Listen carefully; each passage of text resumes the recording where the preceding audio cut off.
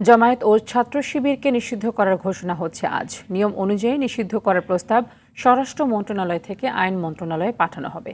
আইন মন্ত্রণালয় আইনগত মতামত দেওয়ার পর স্বরাষ্ট্র মন্ত্রণালয় প্রজ্ঞাপন জারি করবে।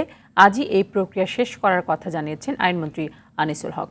কোটা সংস্কার আন্দোলন ঘিরে সহিংসতার ঘটনায় জামায়াত ও এর ছাত্র সংগঠন ছাত্র শিবিরে জড়িত থাকার অভিযোগ করে আসছিলেন সরকারের মন্ত্রীরা।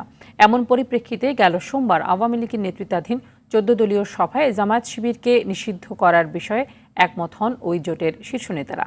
আওয়ামী লীগের সভাপতি ও প্রধানমন্ত্রী শেখ হাসিনার সভাপতিত্বে সেই বৈঠক হয়।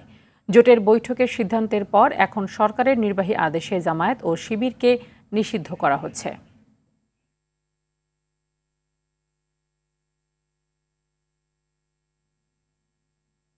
এই মুহূর্তে সচিবালয়ে রয়েছেন সহকর্মী শরীয়ত খান, সরাসরি যুক্ত হচ্ছেন তিনি। শরীয়ত, একটু জানাবেন, জামায়াত শিবিরকে নিষিদ্ধ করার যে প্রজ্ঞাপনের প্রক্রিয়া, সেটি হালনাগাদের কোনো তথ্য আছে কিনা আপনার কাছে?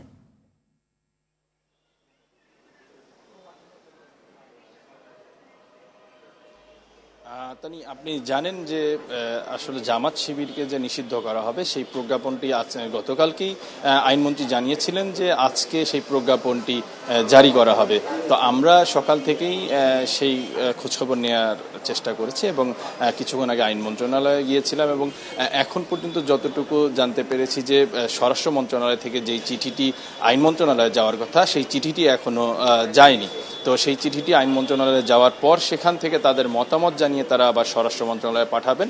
এরপর স্বরাষ্ট্র মন্ত্রণালয়ের জননিরাপত্তা বিভাগ তারা হলো এই প্রজ্ঞাপনটি জারি করবেন। তো আসলে তবে আমরা এতটুকু নিশ্চিত হয়েছি যে আজকে বিকেলের মধ্যে এই প্রজ্ঞাপনটি জারি করার কথা রয়েছে এবং তারপরই আসলে স্বরাষ্ট্র মন্ত্রণালয় থেকে অথবা আইনমন্ত্রী তারা তাদের বক্তব্য আসলে জানাবেন। তা আপনি জানেন যে গত কয়েকদিনে এর আগে যে কোটা সংস্কার আন্দোলন নিয়ে যেই আন্দোলনকে কেন্দ্র করে যেই ধ্বংসযজ্ঞ চালানো হয়েছে সারা দেশে এবং সেই বেশ কিছু সরকারি স্থাপনা সহ মেট্রো রেল, বিটিভি ভবন সহ যে আগুন দেয়া হয়েছে এবং পুলিশকে যে হত্যা করা হয়েছে,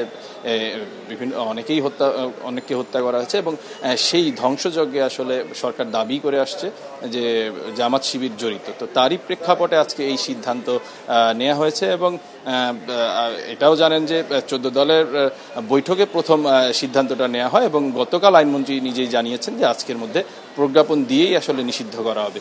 তো এখন পর্যন্ত আমরা অপেক্ষায় রয়েছি যে আসলে সেই চিঠিটি যখন যাবে এবং ওই চিঠিটি স্বরাষ্ট্র মন্ত্রণালয়ে আসার পরেই সেই প্রজ্ঞাপনটি জারি করা হবে। তো এখন পর্যন্ত সেই চিঠিটি যায়নি, এখন পর্যন্ত সবাই অপেক্ষায় রয়েছে।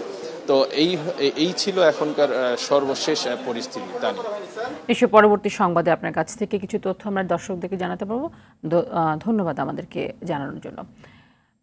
কোটা সংস্কার আন্দোলন ঘিরে হত্যা, খুনের প্রতিবাদ ও 9 দফা দাবি আদায়ে দেশব্যাপী মার্চ ফর জাস্টিস কর্মসূচিতে পুলিশি বাধার মুখে পড়তে হয় আন্দোলনকারীদের।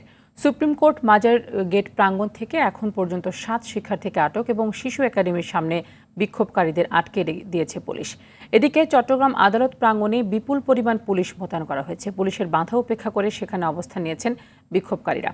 অন্যদিকে সিলেটের শাহজালাল বিজ্ঞান ও প্রযুক্তি বিশ্ববিদ্যালয়ের প্রধান ফটকে অবস্থান নিয়েছেন বিক্ষোভকারীরা। একই দাবিতে ময়মনসিংহে বৈষম্য বিরোধী ছাত্র আন্দোলনের ব্যানারে বিক্ষোভ কর্মসূচি পালিত হচ্ছে। গতকাল আন্দোলনের অন্যতম সমন্বয়ক আব্দুল হান্নান মাসুদের পাঠানো বিজ্ঞপ্তিতে এই কর্মসূচি ঘোষণা করা হয়।